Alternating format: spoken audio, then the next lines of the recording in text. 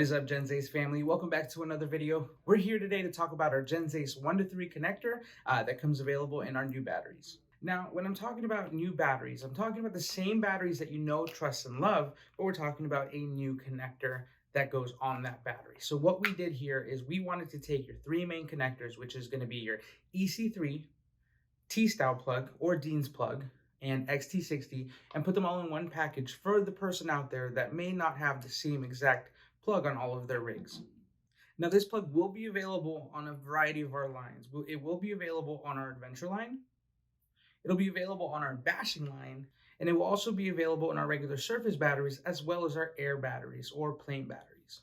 Now, a lot of people may have the question, and so did I when coming up with this connector, is what does this do for internal resistance? We're adding another bridge in which that electricity is going to flow. Well, we did a little bit of testing here, and while obviously adding a new adapter or another area for resistance will increase your internal resistance, it's not as big of a hit as you may think. So we went ahead and did some testing here at our Gen Z secret lab, and here's the results. Now, if you check the footage that we've got for you, you notice that we're testing the connector first with just the 1 to 3 connector. And once connected to our professional IR tester, you'll notice that our readings are about 4.0, and they kind of jump to 4.3.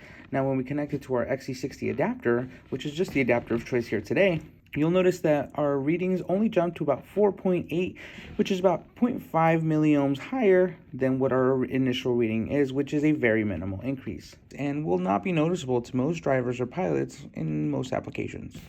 So now that you've seen our 1 to 3 connector, what do you think?